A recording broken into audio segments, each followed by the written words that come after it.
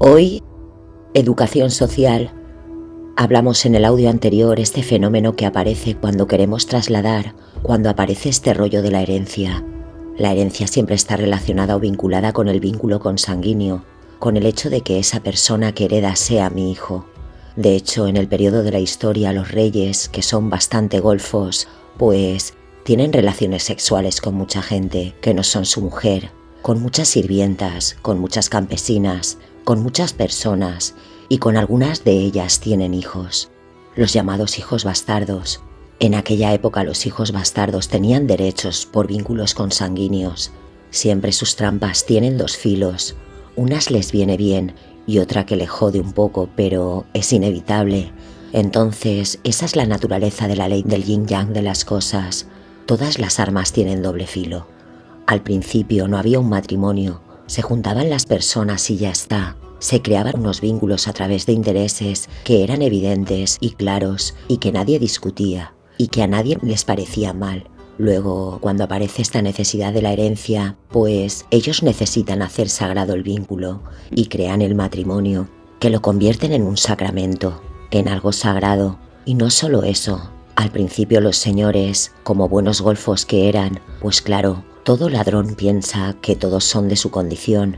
Y entonces empieza a pensar qué hacía la mujer cuando él se iba a estar con otra mujer. Estaba con otro hombre, se estaba haciendo al jardinero, o al criado, o al mayordomo, o al capitán de la guardia. ¿Y si el capitán de la guardia le dejaba embarazada y ese hijo era del capitán de la guardia? ¿Iba a heredar un hijo de un capitán de imperio? Todo mi dinero, toda mi historia, un pringao, un bastardo. No puede ser. Por eso diríamos que esa necesidad de magnificar o de hacer importantísimo la virginidad, ese fue el primer paso.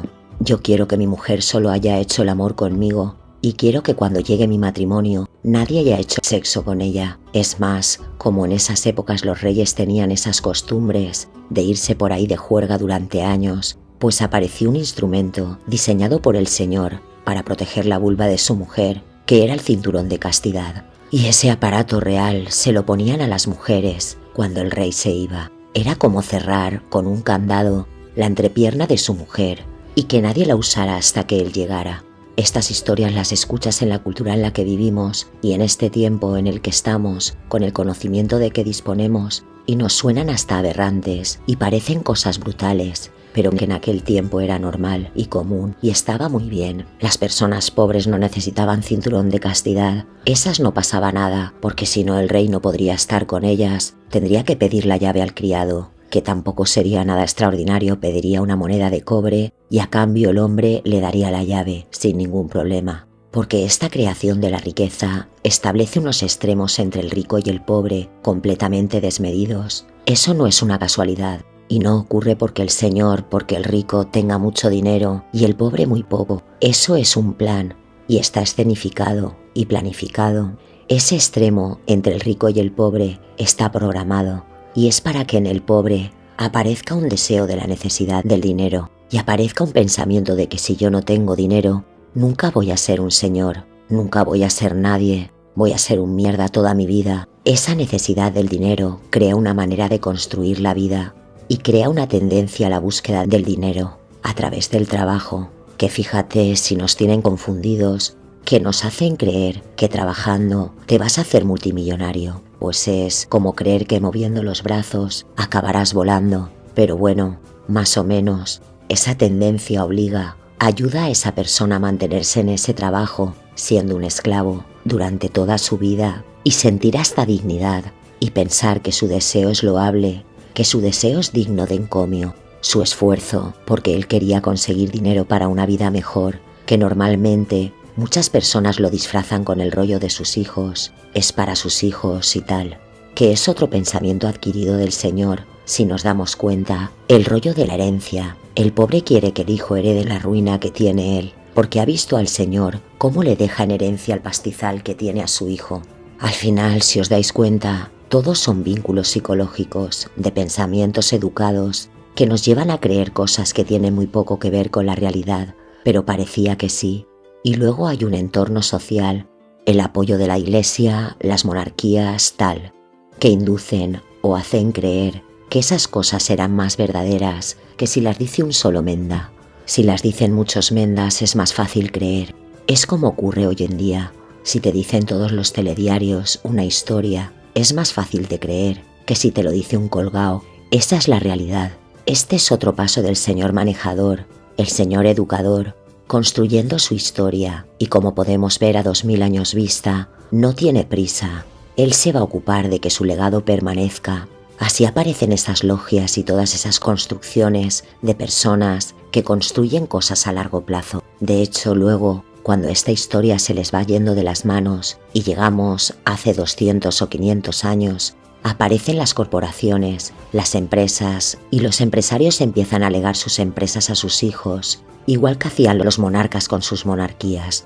De hecho, si nos fijamos hoy en día, las monarquías han sido difuminadas, han sido ya pervertidas. No tenemos más que ver a los monarcas del mundo. Son gente mayor. En la inmensa mayoría de los países donde existían las monarquías, los jóvenes han renegado. No quieren saber nada de las monarquías, porque no consideran justo que él pueda heredar una historia que no es suya.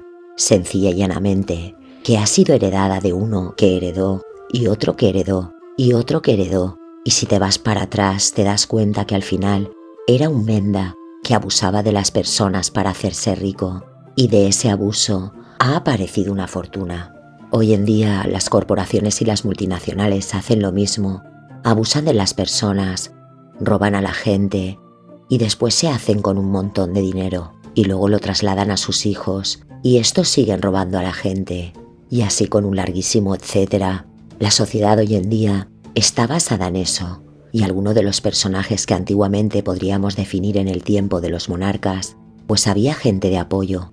Como hemos hablado otras veces, no se podía robar a tantísima gente un menda solo, entonces delegaban en personas y se distribuía el reinado en trozos más pequeños y se ponía un administrador según el tamaño del lugar, que el reinado ocupaba un país o dos países, ellos distribuían y surgía el ducado, el baronado y el condado. Y cada dueño de ese territorio, pues el dueño del ducado era el duque, el dueño del baronado el barón, el dueño del condado el conde, etc.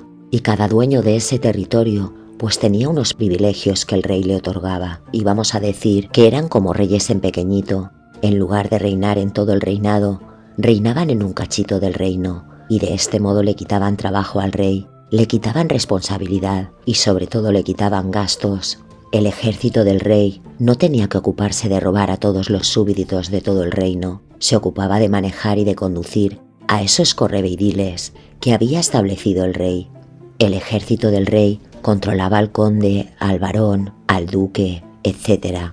Y ellos controlaban a la población de cada uno de sus territorios. Y entonces todo salía más barato, todo era más sencillo y era más difícil que la gente a través de su sentido común se llegaran a enfadar y montasen una revolución que, a pesar de todos los grandes esfuerzos y las grandes inversiones de todos estos chalaos que se llamaban monarcas, aún así ocurría la revolución, aún así algunos de los reyes pues acababan colgados de un árbol o, depende de la época, guillotinados.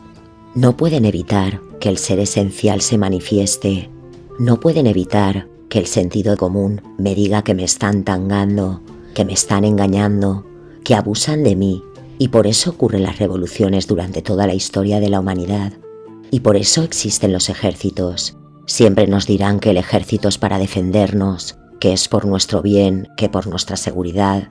El cuento siempre es el mismo. El ejército es para nosotros, por si nosotros nos rebelamos. La policía para tu seguridad, para que no te roben. La policía es para si te enfadas. Para eso está la policía, para eso están los ejércitos. Para eso hay un cuerpo armado, para si la gente se enfada, sepan que se tienen que enfrentar con un cuerpo armado, que protege al Señor. En cada época se llamará de una manera, pero siempre tendrá la misma función. Y hasta aquí los audios de la educación social, aunque será difícil no poder hablar de ella, por cómo nos hacen creer, para que ni dudemos y pensemos de una manera concreta y en consecuencia pues tengamos un comportamiento siempre inducido por la cultura a la que pertenecemos. Va por nosotros, guerreros evolucionarios.